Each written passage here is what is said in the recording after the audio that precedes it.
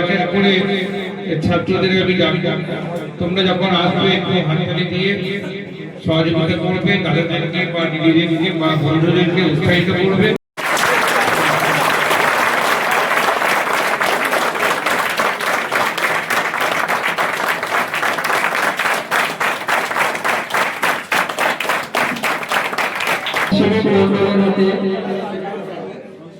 পুরস্কার তুলে দেবেন আমাদের সেন্টারের প্রধান শিক্ষক মাননীয় শ্রী শ্যামসুন্দর মহাশয়।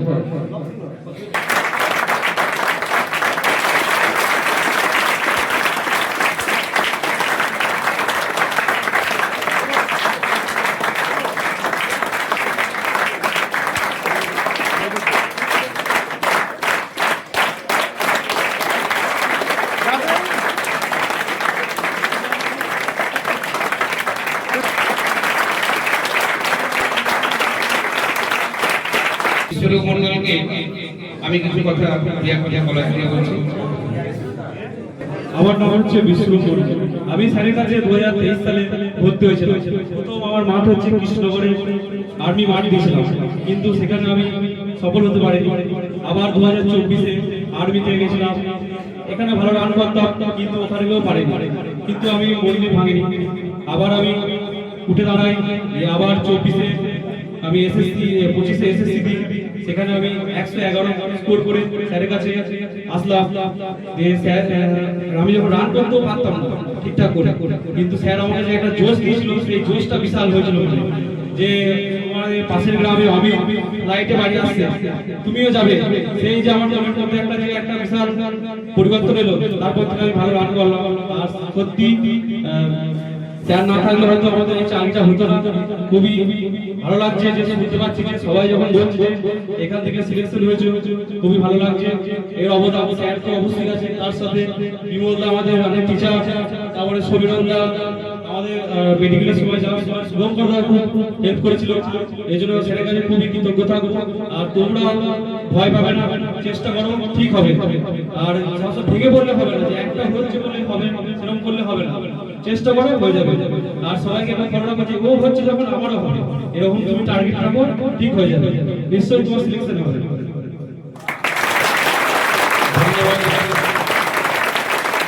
বিশ্বরূপে আমি কাছের বন্ধু, একজন করে ঘনিষ্ঠ বন্ধু ছিল আমি আগের বার চাকরি পেয়েছে, এবার এরপর সুরজিৎ মন্ডল সিআইসি চাকরি পেয়েছে। সুরজিৎ মন্ডল কলকাতা থেকে।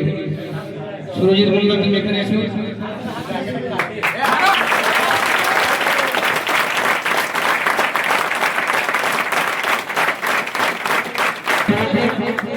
মন্ডলের হাতে পুরস্কার তুলে দেবেন আমাদের ম্যাডাম মাননীয়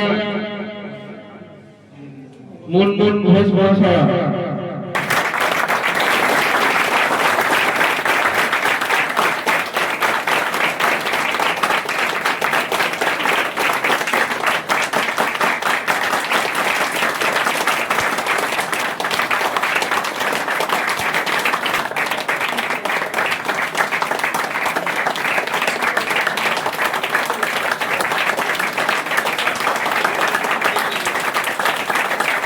এরপর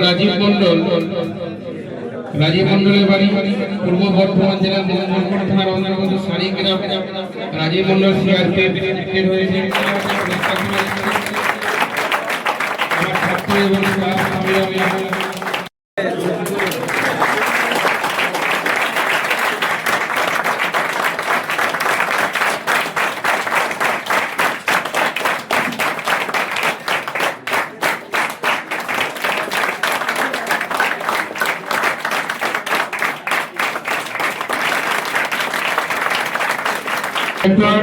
আমরা দেখে দেব রাহুল ঘোষকে।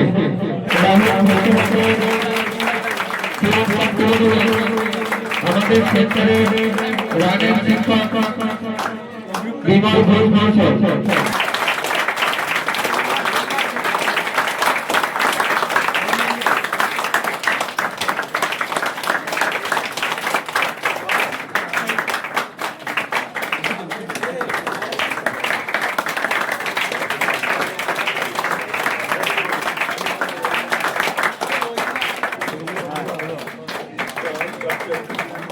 রাহুল ঘোষ খুব প্রিয় ছাত্র।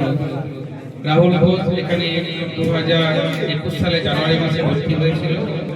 তা তোমরা রাহুলের কাছ থেকে শুনে নাও ওর এখানে তোমার কেমন লেগেছে, কেমন ভালো লাগলো, কিভাবে ছিলে, তোমার কোন কোন বন্ধু এখান থেকে চাকরি পেয়েছে। সবাইকে একটা কথাই বলতে চাই যে চেষ্টা সবাই করবো, কেউ হার মানবে না। কেন আমি অনেক চেষ্টা করছি, আমি কেন সবাই অনেক চেষ্টা করে, কিন্তু যে ধৈর্য পরিশ্রম করে ভাগ্যটা হয়তো তারই সাথ দেয়। ধৈর্য ছাড়া কিছু কোনোদিন আসে না। আজ একটা চাকরির জন্য 5 বছর অপেক্ষা করেছি, সেই জায়গায় দুটো সুযোগ এসেছে।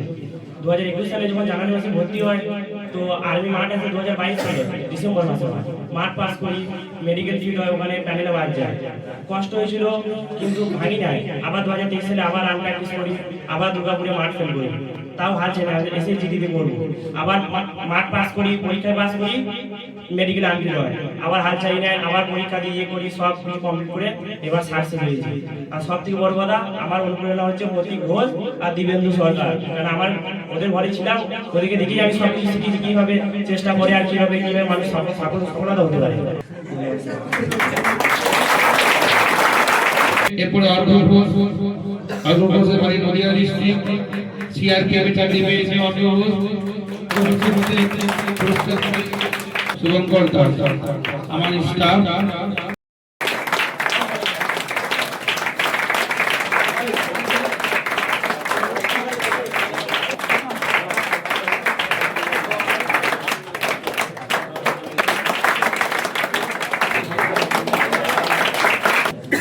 এরপরে চন্দন ঘোষ আসাম রাইফেলসে চাকরি পেয়েছে।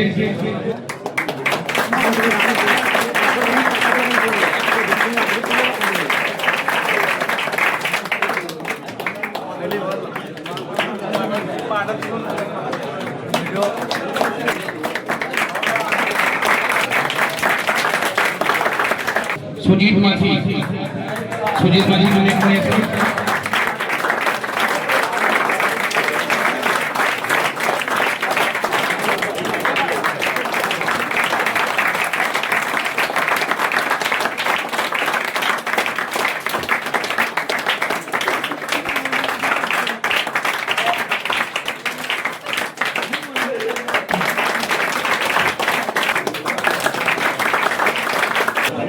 এরপর আমরা ডেকে দেব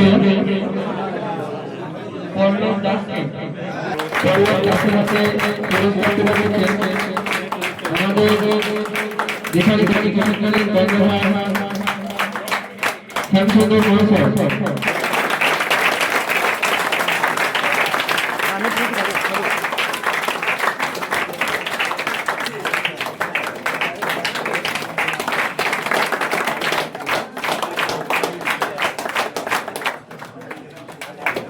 পল্লবকে দুই এক কথা বলার জন্য বলছি। আমার নাম পল্লব দাস, পূর্ব বর্ধমান জেলার বাড়ি বাজারগ্রামে। আমি 2021 সালে ফিশারি কোচিং সেন্টারে ভর্তি হই এবং 2026 সালে বিএসএফে চাকরি পাই।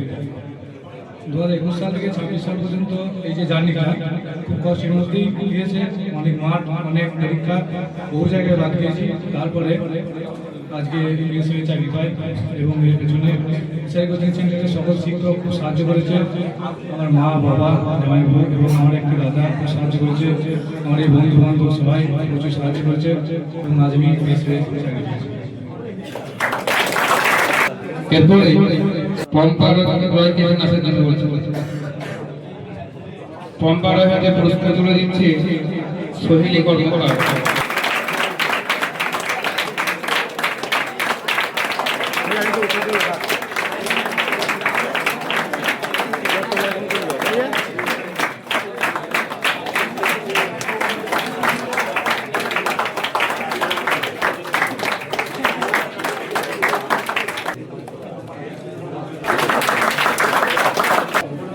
এরপরে জয়শ্রী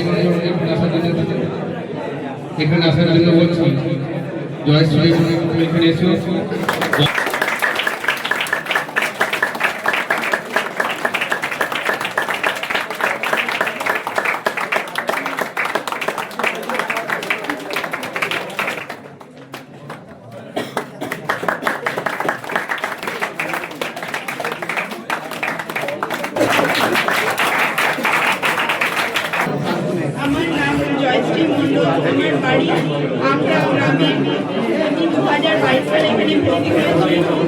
পরীক্ষা দিয়ে 2023 সালে পরীক্ষা দিয়ে পাশ করতে পারিনি, 2024 সালে পরীক্ষা দিয়েছিলাম, সেটা তো পাশ করতে পারিনি। 2025 সালে পরীক্ষা দিয়ে এসএসসি জিডিতে আমি পাশ করে সিআইএসএফ এ সিলেক্ট হয়েছি।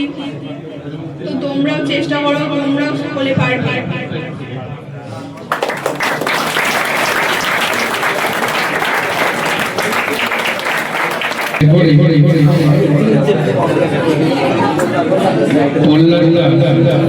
আমার গ্রামের বাড়ি বললা তুমি এখানে চলে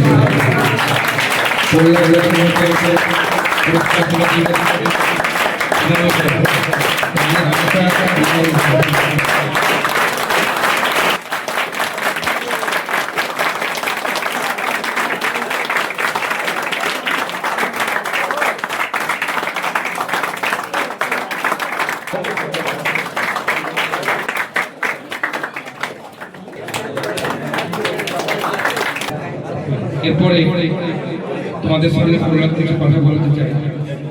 আমার নাম প্রহ্লাদ দাস, আমার বাড়ি আমডাঙ্গাতেই। তোমরা তো সবাই জানো আমার স্ট্রাগলটা একটু অন্যরকম ছিল। আমি 2021 সালে ভর্তি হই। তা 21 সালে ভর্তি হওয়ার পরে উচ্চ মাধ্যমিক দেওয়ার পরে আমি পড়াশোনা শুরু করি। 23 সালে আমি এসএসসি জিডিতে প্রথম পরীক্ষায় বসি। তা প্রথমবারেই আমি পরীক্ষায় পাস করি, কিন্তু আমার রানটা খুব ভয় লাগলো, তাই রানে ফেল করেছিলাম। রানে পাস করার পিছনে বিমলদার ভূমিকা আছে, প্রচুর ভূমিকা আছে। বিমলদা প্রচুর সাপোর্ট করেছে। আর পড়াশোনা তো এখানেই করেছি, তোমরা সবাই জানো। তা মাঝখানে আমার বাবার শারীরিক অসুস্থতার জন্য আমি পড়াশোনায় জোর দিতে পারিনি। আর 25 সালে পরীক্ষা দিয়ে পরীক্ষায় পাস করে রান পাস করে 2025 সালেও বিমলদা আমাকে প্রচুর সাপোর্ট করেছে রানের জন্য। আর মেডিকেলেও দিয়েছিলাম, রিমেডিকেল দিয়েছিল, রিমেডিকেলও ফিট হয়ে আজকে আমি এই জায়গায় এসে দাঁড়িয়েছি। তার এর পেছনে দিশারি কোচিং সেন্টারের প্রচুর ভূমিকা আছে। এরপরে নিবেদিতা ঘোষ আমাদের সাথে নিবেদিতা ঘোষকে আসার জন্য বলছি। নিবেদিতা অত্যন্ত ভালো মেয়ে, পড়াশোনা খুবই ভালো। নিবেদিতা এসএসসি বিএসএফ সিলেক্ট হয়েছে। এবার নিবেদিতাকে পুরস্কার দিচ্ছে তোমাদের অনেক সামিলুল্লাহ।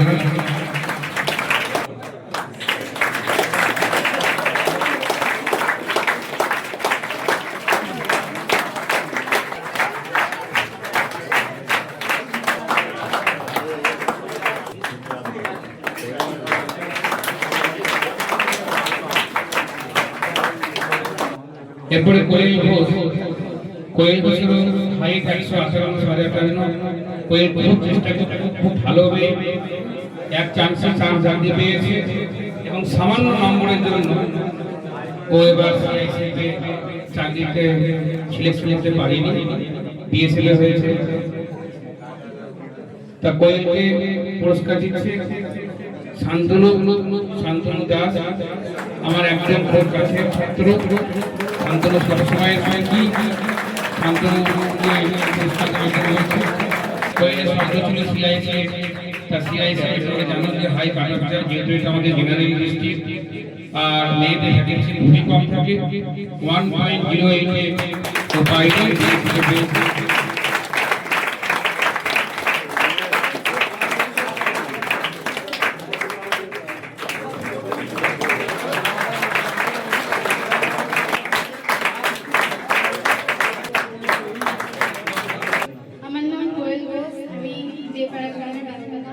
তো আমি 2024 সালে 12-এর এক্সাম শেষ হওয়ার পরই এখানে ভর্তি হয়ে যাই। তারপরে আমি এখানে পড়াশোনা শুরু করি। আর আমার এখানে আসার পর ইচ্ছে হচ্ছিল যে সিআইএসএফ এর জব করবো, কিন্তু আমার এবারে 1.85 নাম্বারের জন্য সিআইএসএফটা হয়নি। এবারে বিএসএফ পেয়েছি। তাই এখানে আসা আমার মায়ের ইচ্ছায় হয়, মা এখানে পাঠায়। তারপরে দাদা বড়দা সবারই সহযোগিতায় আমি এখানে পৌঁছাতে পারি। অনেক অনেক ধন্যবাদ স্যারকে, অনেক ধন্যবাদ।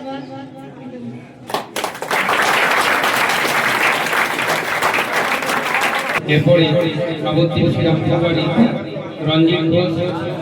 রঞ্জিত ঘোষ এবার ভালো নাম্বার তুলেছে, ভালো স্টুডেন্ট। রঞ্জিত ঘোষ সিআইসি চাকরি পেয়েছে। রঞ্জিত ঘোষকে পুরস্কার দেওয়া হয়েছে। রঞ্জিত ঘোষকে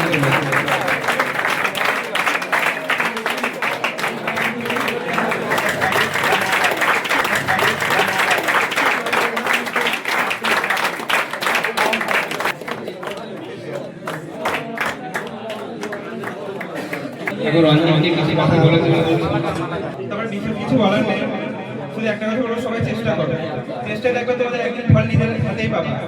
আমি এখানে ভর্তি হয়েছি লকডাউন আগে বলতে গেলে। এবার লকডাউনের মধ্যে আমি মোটামুটি 1 থেকে 2 ইয়ার্স আমি বাড়িতেই ছিলাম। তারপর আমি 2021 এখানে এসেছি। তো সেইবার আমি কি বলবো, পরীক্ষাতেও পাস করেছি, আমার কল্যাণী ক্যাম্পে মাঠ পড়েছিল, সেইবার আমার মাঠও পাস করেছিলাম, বা কোনো কারণে সেটা ক্যান্সেল হয়ে যায়। তারপর আমার সীমানগরে মাঠ পড়েছিল, তো সীমানগর আমার পয়েন্টের জন্য চেষ্টা বাদ গিয়েছিল। তো যাই হোক, এই বছর আমি দিয়েছি, চেষ্টা করেছি, নিজের যতটা পেরেছি ততটাই চেষ্টা করেছি। আর এখন আপনারা দেখতেই পাচ্ছেন আমার সাকসেস আমার হাতে। তো যাই হোক, ভালো লাগছে। আমি আশা করছি তোমাদেরও সবাই একদিন পাবে। শুধু চেষ্টা করে যাও, একটা কথা বলে শুধু চেষ্টা করো, তুমি চেষ্টা করো, ফল তোমার হাতেই থাকবে। তো আমার আর বেশি কিছু মনে নেই।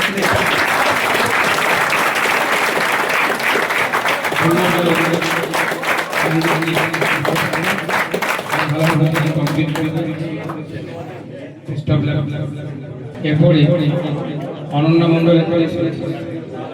মণ্ডলের বাড়ি বাড়িপুর ডিস্ট্রিক্টে আজকে অনন্যা চাকরি পেয়েছে। অনন্যা ইন্টারভিউ দিয়েছে, বেঙ্গালোর রেজাল্ট ভালো করেছে।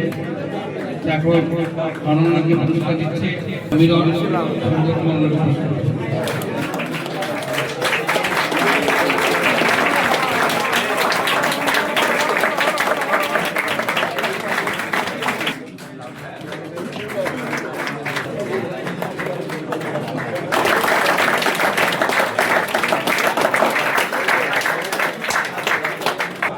আমার নাম অনন্যা মণ্ডল। আমি 2024 সালে মার্চ মাসে এই কোচিং সেন্টারে ভর্তি হই এবং এখান থেকে শুরু হয় আমার জীবনের নতুন অধ্যায়। আমি প্রথমে অগ্নিবীর জিডি বিভাগে ফর্ম ফিল আপ করি এবং পরীক্ষা দিই। পরীক্ষায় আমি সফল হতে পারলেও কয়েক সেকেন্ডের জন্য আমি মাঠে ফেল করে আসি এবং সেখান থেকে আমি ভেঙে পড়িনি। আমি এসএসসি জিডির জন্য অ্যাপ্লাই করি এবং পরীক্ষায় পাশ করি। পরীক্ষা পাশ করার পর আমি মাঠেও কোয়ালিফাই করি এবং ডাইরেক্ট মেডিকেলে ফিট হয়ে আসি এবং সেখান থেকে প্যানেল দেয় এবং আমার বিএসএফ সিলেকশন হয়। আমাদের অনুষ্ঠান একবারই তোমরা একটুখানি, আমি আর 2-1 কথা বলবো, তারপরে অনুষ্ঠান শেষ হয়ে যাবে। এই যে আমাদের যে অনুষ্ঠান চলল, তোমাদের প্রথম থেকেই বলে আসছি যে আমার একজন প্রিয় ছাত্র, 2জন ছাত্র এবার অকাল তাদের প্রয়াস গেছে একটি দুর্ঘটনা। তার জন্য ভেবেছিলাম যে বছর সকল প্রোগ্রামে বন্ধ আছে, আমি আর্মিতে যে 23 জন ছাত্র যে আর্মি অগ্নিবীরে চাকরি পেয়েছে করতে পারিনি, তার জন্য দুঃখিত যে আর্মির অগ্নিবীরে এবার অনুষ্ঠান করতে পারিনি। এটা ভেবেছিলাম যে করবো না, কিন্তু যাই হোক কিছু ছাত্রছাত্রী অনুরোধে এই সামান্য অনুষ্ঠান করলাম। তো আমি একটা কথাই বলতে চাই, তোমরা চেষ্টা করবে, তোমরাও একদিন সফল হতে পারবে।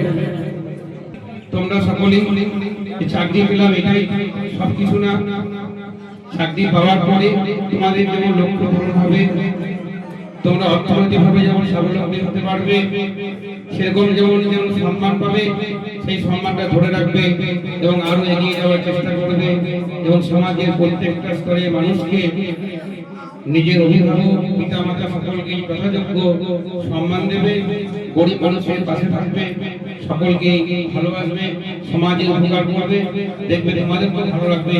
তোমরা যদি কাউকে সম্মান দাও, অবশ্যই তোমরা সেই সম্মান অবশ্যই পাবে। সমাজটা ধরো ভালো দিকে, কিন্তু তোমরা যদি সকলেই ভালো থাকো, ভালো কাজ করো, অবশ্যই তার প্রত্যুত্তর তোমরা পাবে। তা এই বলে আমি আজকে অনুষ্ঠান শেষ করতে চলেছি। জয় হিন্দ, বন্দে মাতরম, এই বলে আমি আমার বক্তব্য শেষ করছি।